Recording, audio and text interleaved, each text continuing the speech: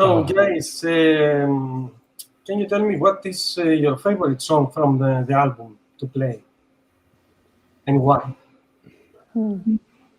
Let's start from John. It's a tough hypothetical because I think my favorite would probably be Call of the Wild, except we don't really know if it's fun to play or not because I don't think we've ever actually played it live start to finish. Like there's a couple of songs in the album that have just never actually been performed. So like even in a practice room. So I don't think we have.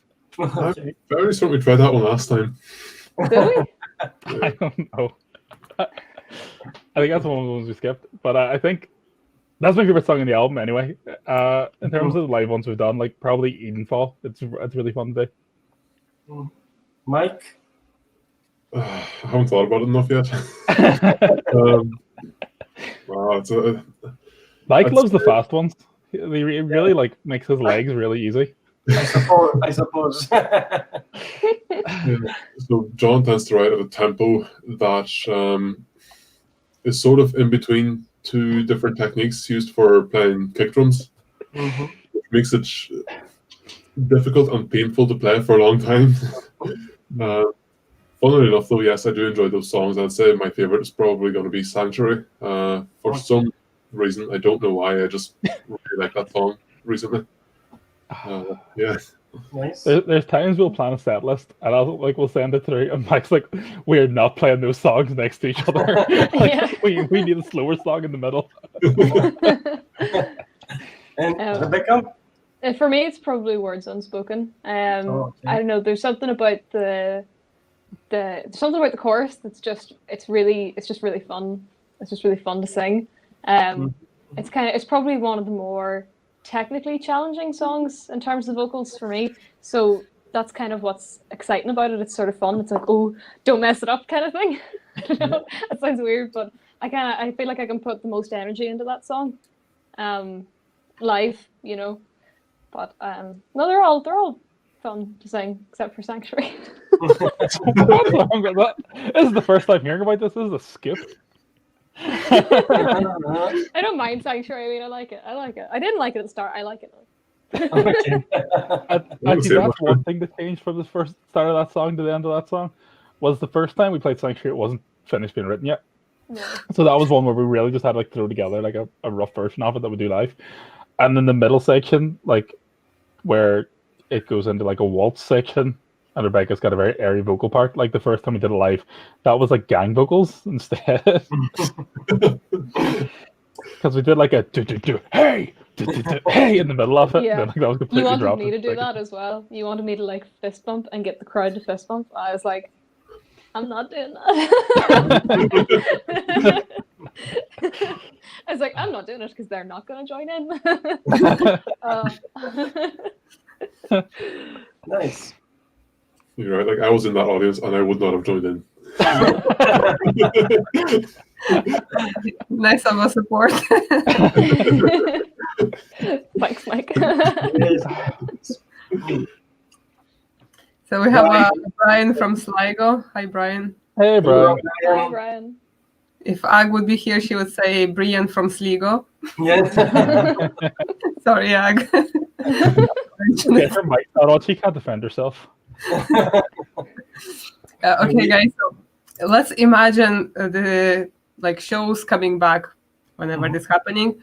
Yes. So, what kind of bands would you like to be, performing for, or some bands would be performing, as a support for you? Have you ever thought about that? Never. I think having a show where Nightwish were supporting us would be great because everyone would be like, what is happening and what is happening in the world? Like, have we fallen into an alternate universe? Because there would definitely be people talking about you. Because they're like, what did they do and who have they got photos of? Because that is blackmail. They're talking about the real world, John. They're not talking about sleepy, dreamy worlds in your brain. They're talking about reality. You definitely have to have some compromising photos of somebody for that to happen. What the fuck are you talking about?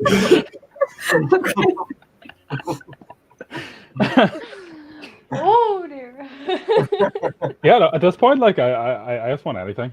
Like if One Direction out to World Tour and want to support, no worries. Like I just want to get back on the stage. Like, I'll play a gig, any gig. Any my gig. god. I think yeah, I'm Ronan really, Keaton, give us a call. yeah, like I'm not really like all that familiar with the symphonic metal genre in terms of the bands that I've listened to and all. But one of my favorite bands, the Aristocrats, were a jazz rock fusion band playing in Dublin, I think, last year. And I actually asked John to see, can we get that gig as a support act? And I think that would have been pretty funny, but they're a jazz rock fusion band. They didn't have a support act. Yeah, unless you change music style. It was more for the fun of it rather than actually supporting a band of a similar genre. I just thought it would be pretty fun. Yeah, Definitely a life achievement. yeah. Like give it a serious answer. Like, I don't know. It's one of those things where like if in terms of like local bands, like we would play with anyone. Like, it's always just fun to get out there. Like it's everybody. It's just like hanging out with your friends. And then 20 minutes later you stand on stage for a while yourself. But like in terms of like bands that tour Ireland, like I don't know, it's just a weird combination of bands that actually come here. So like it would be great if like we got bands like Camelot and stuff coming back here, because I think there'd be definitely ones that like I'd love to at least try and get in the bill with them. I think it'd be fun. It'd be fun to open for Ghost. That'll never happen. Ghost. I shouldn't act surprised. We do have a Ghost cover right now, and every time we make it, it's like a surprise.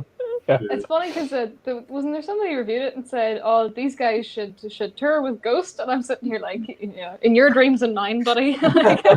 You're like, please forward this comment to Ghost. Like, yeah, tell them that for me, please. Tweet at them. But you know what? I imagine that would be a really good crowd to play to. They'd probably be quite receptive because they're expecting to see somebody kind of being a bit sort of not goofy, but like they're expecting to see like a more theatrical kind of show, if that makes sense. I don't think anyone has described us as goofy.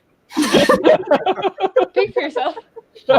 I sure feel goofy standing up on stage. The minute I stand up on stage, like just the culture accent just comes out, and I'm like, "Well, guys, how's things? Oh, we're Ravenlight, hello."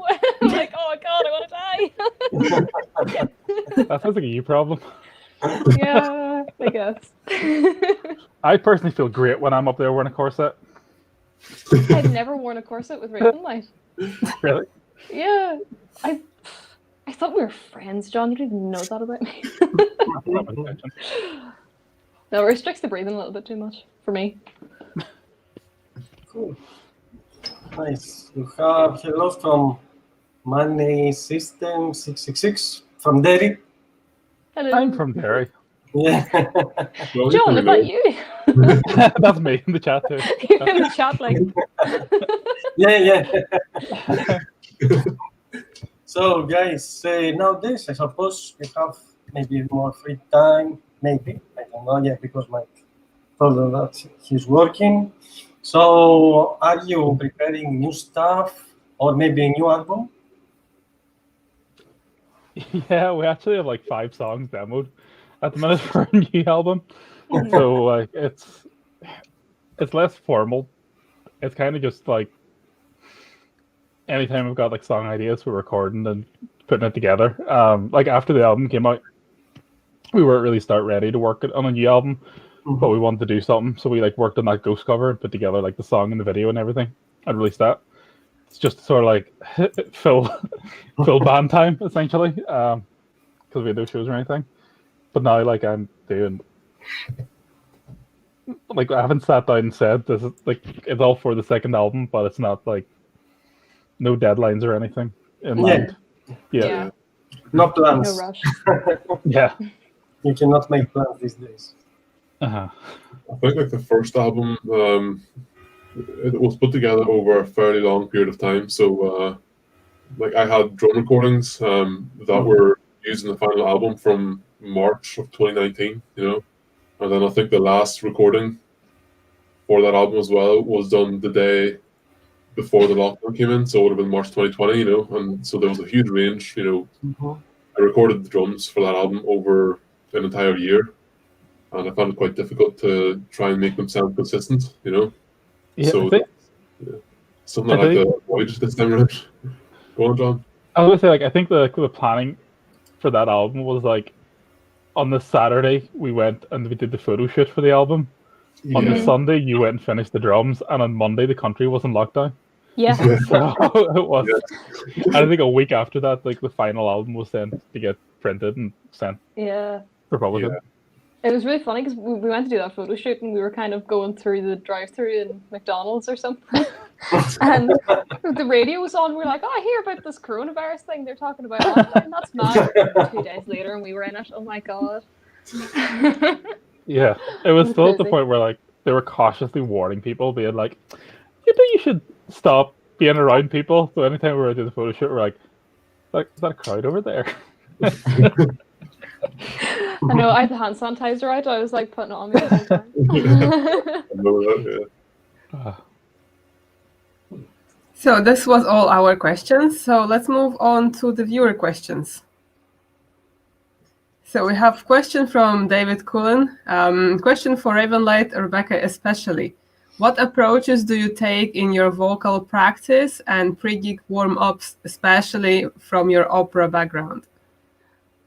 Let me see. Pre-gig warm-ups, I usually just kind of do some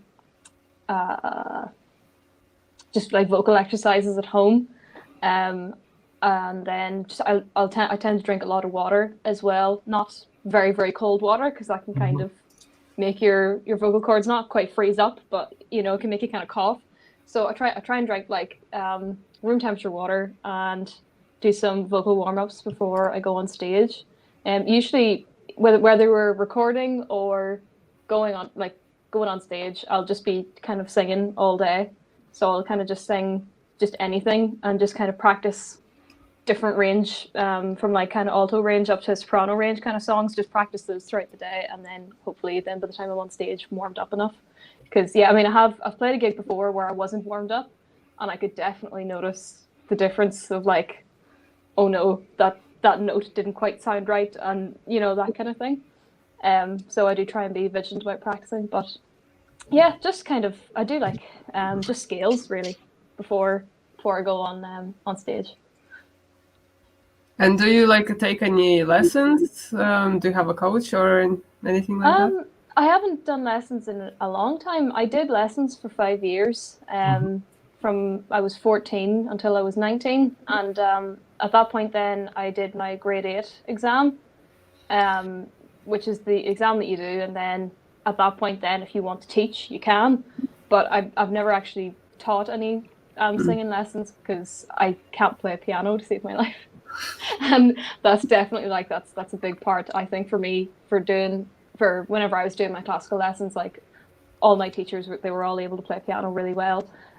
So I've never actually taught anybody, but yeah, I would love to go back to a couple of kind of refresher classes again, because you do sort of forget these things. When I think about it, it was 10 years ago, 11 years ago whenever I started, so I wouldn't mind going to a master class maybe, but yeah. Cool. Yeah, voice is one of the very important things there. Have to look after it. Yeah. So we have a question from Paula, as you can see. How do you foresee the metal scene taking account of the situation?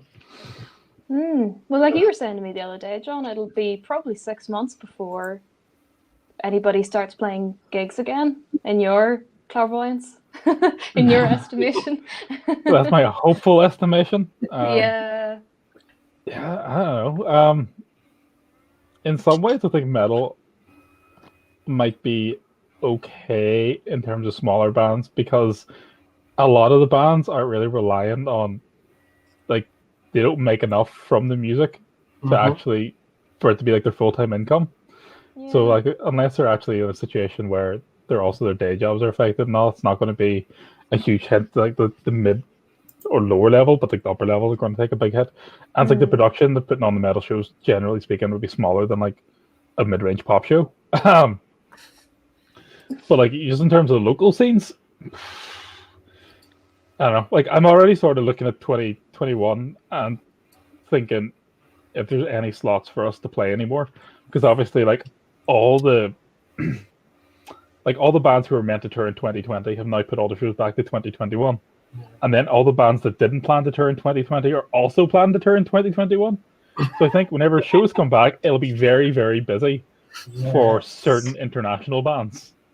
But in terms of like, well, like, I'd say like the smaller shows, there'll be a period where crowd sizes are allowed to be big enough for a local show to be put on, but not big enough for a touring band to come. Yeah. So that'll be the time. Then all touring bands will come, and the local shows will completely die off for a good while. But every week's going to be, hey guys, check out this international artist. Do you think will be like before the concerts, like or with the restrictions, even when they open? I don't think will be like before. I'd say they'll probably phase it out. They'll probably start off with people wearing, maybe not so much wearing masks, but they'll probably start out with like, you know, hand sanitizer and all that kind of thing, won't they? And then maybe start to gradually phase it back to normal. That's what I imagine, but I mean, I don't know. Slipknot were ahead of the curve. We were wearing masks before any of this happened. You're right. All the bands could just come wearing Slipknot masks. Yeah. And not distance. Yeah, but I think at this point it's going to be weird too. Just like even doing releases and things. Like I know certain bands like have actually got like albums finished at the minute, and they were waiting until they can start playing shows to actually release it and things like that. So yeah, I don't know. It seems to be a constantly moving target and bar for like what you can do, and like planning too far in advance at the minute seems bad. And so I think even like bands were sort of coping while they're doing live streams from the practice rooms, and that seems to have cut down a lot in recent months as well.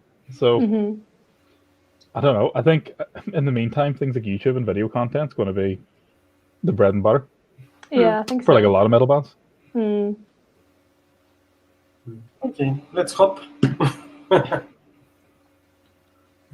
Okay, so next question from Brian Rooney. Would Ravenlight like to tour all over the country? An Irish tour? Yeah. I think that's all, yeah. Definitely yes. Absolutely. I've done one before with one of my previous bands, and it was a great experience. It was a lot of fun. You know, we got to see many great venues, meet a lot of great people. It's definitely something I'd love to do again. And I highly recommend it to anyone who has the option. So if we get that chance, I'd definitely say go for it. Yeah. There's definitely been like counties and cities in Ireland that like love to get down to. Because I've been to like all the major like places for holidays, but like in terms of gigging, like I think there's plenty more places who want to get gigging. Yeah. Definitely. Like definitely Sligo. He's from Sligo. Yes. Brian, Galway would be a great one to go to as well, because you know I think we've all played Siege of Limerick. Very I haven't. Oh, you haven't? She was meant to play Siege of Limerick this year. That's I true. know, yeah, I was very disappointed about it because I was really hoping. I've never actually been to Limerick, so I was looking forward to it. Yeah. Every time we play Siege, every time I play Siege, we've always drove down and back up in the same day, which is about 4.5 hours travel each way. Yeah. So by the end of like a trip to Siege is sort of like it's a rite of passage. It's like you go insane by the end of it because That's like what you I can was book a saying, hotel or just wing it Yeah. and see what happens. Which remember I said to you whenever you said, "Will we book this?" And I was like, or you know, will we play Siege of Limerick? This is back like probably like January or something, was it? Yeah. And I was like, yeah, sure, go for it. Sure, we'll all book a hotel and we'll, you know, kind of park up and have the crack, you know. I was looking forward to like a proper like a weekend of drinking. Oh well. It's funny. I actually used to live in Limerick, and Right. I never got to go to Siege of Limerick while I was there. Wow. That's Better. sad. We've been to Limerick for on the John's Castle The Behemoth show. with that was, Amon Amarth. Yeah, yeah. that was great. Yeah. That looked awesome. That was the one where I was very much looking and going, can I justify like a 4-hour drive each way? Yeah. If there's one thing I learned, it's 3.5 hours if you go fast enough. A little bit faster. Yeah. Ooh. Your biggest geek? I'm trying to think. George, I'm a drummer. I am a left-handed drummer. That means everyone hates me. All the drummers that also play on that night hate me. The sound engineers hate me. There's nothing more annoying than people who endlessly complain about it, as opposed to, helping out or accepting that it's going to happen regardless. Because I'm not sure if you're aware, but for left-handed musicians, generally speaking, you get a left-handed guitar, it's a different instrument. Hmm. For drums, if you're playing the same drum kit, you have to rearrange everything. It's like a mirror image. So where normally between bands, you maybe change out the snare drum, change out the cymbals, and change out the pedals. That's a quick 5-minute job. For changing the drum kit from left-handed to right-handed, or vice versa, it's about a 15-minute job, and everyone hates it. And if there's one thing that I hate, is people endlessly complaining about it. Have you tried just being right-handed? It was about 5 years ago when I was setting up for a show, and I brought my drums in because one of my former bands was headlining. I was setting up my drums, and the sound engineer came in and he said, "You know what? I bet you there's going to be one of these fucking left-handed drummers tonight." And I said to him, "Yes, there will be. I'm the left-handed drummer. It's my drum kit. If you don't like it, get someone else." Oh my Yeah. God. That's definitely my pet peeve. Everything else I can live with, but that. Rebecca, do you want to go? I don't know. I can't really think of anything that's like actually. I don't know. I suppose it's just for me. It's like you get like this is gonna sound awful, but like weird old men that'll like stand at the front like 2 songs in, and they're like, "Yes, go on, you girl, yeah," and I'm like, "Oh my gosh, like, please go away." And then like it's different, right? It's different if you get people that go on like that and they come up afterwards and they're like, "These are a great band, these are class or whatever." And then you get ones that come up after and they're like, "Hello." I'm like, "No, bye, I'm leaving." I know.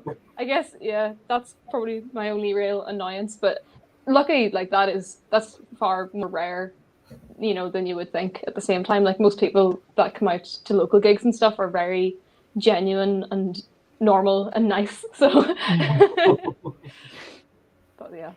I should have went before you because I have to follow up like gender inequality and metal. Like that's a pretty big one. Like I think the one that I sort of gets me the most is like I know that our setup is awkward, and I like to be organized, and like I will always send through like a sheet in advance with like everything, basically let them know like this is what we're going to use, this is everything we need, this is everything we're going to bring. But like the odd time, it's really rare, but when it does happen, you'll show up at the venue and they will act surprised, and I'm like, I told you this 2 weeks ago. Like we've sent through the sheets, we've sent through, and then it's like, oh, we didn't know. Can you make do without? And you're going, no, but that's why we said in advance. And they're going, oh, so well awkward setup, and you're like, yep, I know. This is why I told you. But like sometimes like there's one particular time it happened, and they were basically like, no, it's fine. I don't need to look at that. Like I know what I'm doing. And then when it came time to actually play, I was like, okay, so where's this? And they went, I didn't know you needed that. And I was like, it's on the sheet. Like, it's never stopped a show, but it's definitely one of those things where it's like, I like to get in like a headspace before doing the shows where it's like, oh, like I can just go warm up and all I have to worry about is doing the show. But as soon as like any wrinkle comes into work that like I didn't like, well, it's worse because it's usually something I had planned for and I tried to avoid. But then when you have to start worrying about that, or like anything goes wrong before the show, it can get you really like anxious. And then like the worst thing you can do then is go on stage still being like, oh, that thing earlier that annoyed me. because then your head's not in the game, so you have to like try and relax. Also, in-ear monitors. I've done a few shows like in-ear monitors. I've ended up pulling them out in the middle of every show I've used them in. Yeah. Just threw them across the stage. You remember that time your wireless pack fell off of the guitar?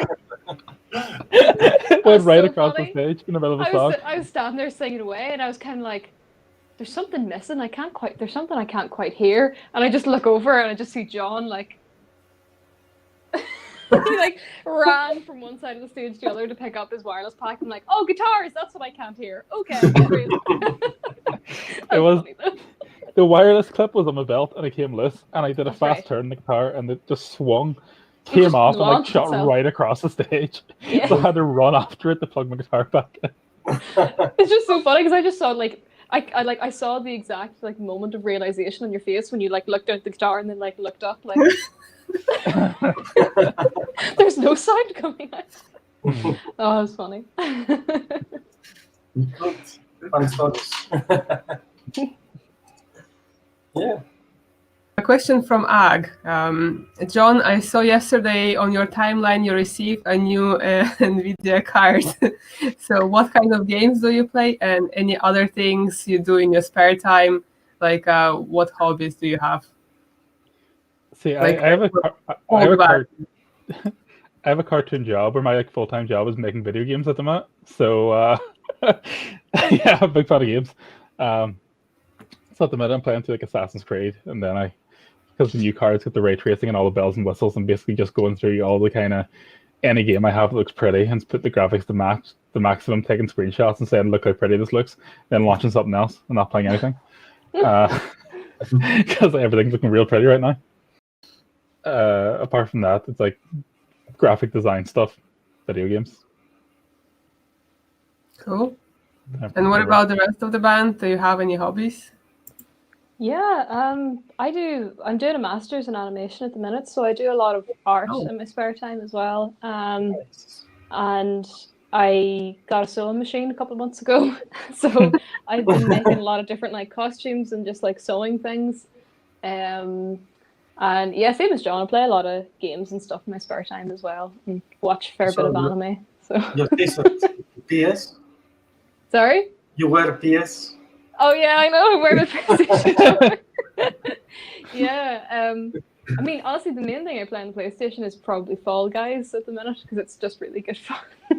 Oh my God. But yeah, I mean, I suppose we probably went into a little bit of detail about it earlier about how I really wanted the band to be a Witcher themed band. So obviously, Witcher 3 is my favorite game. Like, but yeah, was there a video where you did a subtle Witcher cosplay or something? When I did a what? A subtle Witcher cosplay on one of the videos.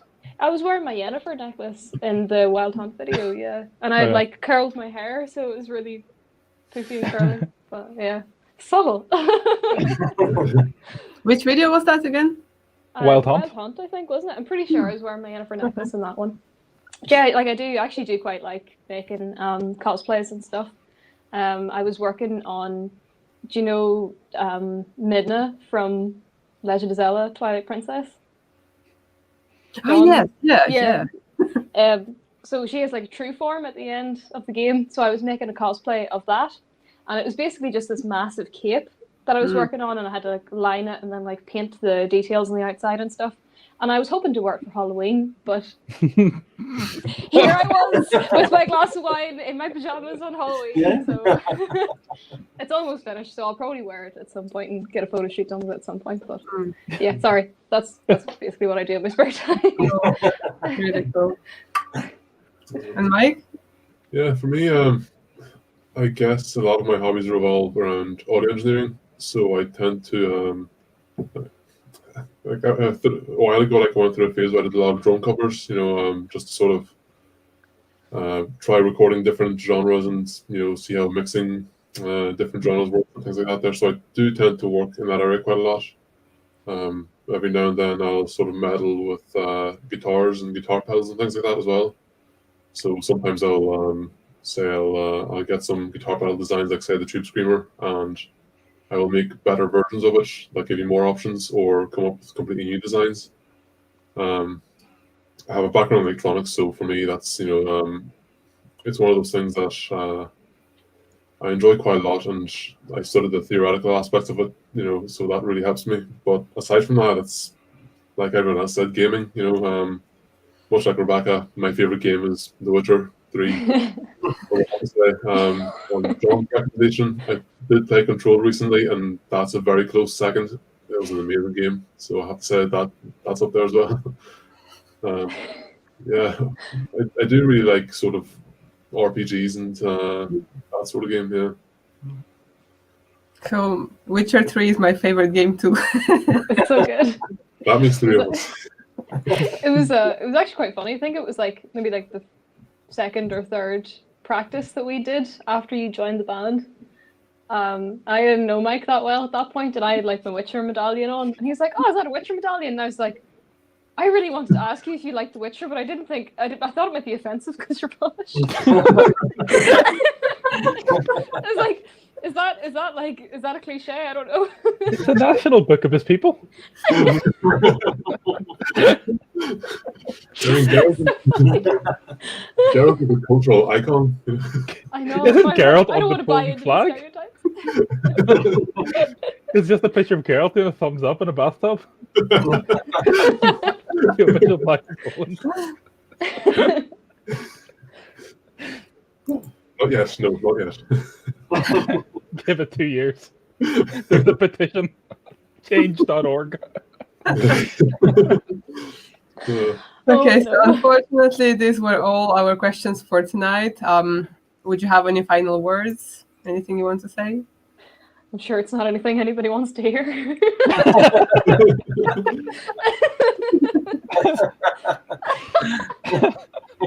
Oh God! Okay, I'm joking. I don't know. I think check out the album. It's a lot more serious than we are. Yeah. I think that's something people kind of might listen to the album and think it's super serious all the time. But I mean, hopefully everyone gets the humor that goes across. But basically, in Northern Ireland, if you're not making fun of each other, you're not really friends. Yeah. There's a certain level of it's you could be making fun of somebody and it's, oh, they really don't like each other, or they're not making fun of somebody and you're going, oh, they're not mocking each other. Something's definitely wrong there. They're being too nice to each other. They don't like each other very much. Interesting. Or maybe that's just me. I don't know. Maybe it is. Although John, some of the insults, I find myself typing to you, like jokey insults. I'm just about to hit send, and I'm like, Jesus, that's too much, Rebecca. That's not funny. And I'm like, it's only John. It'll be fine.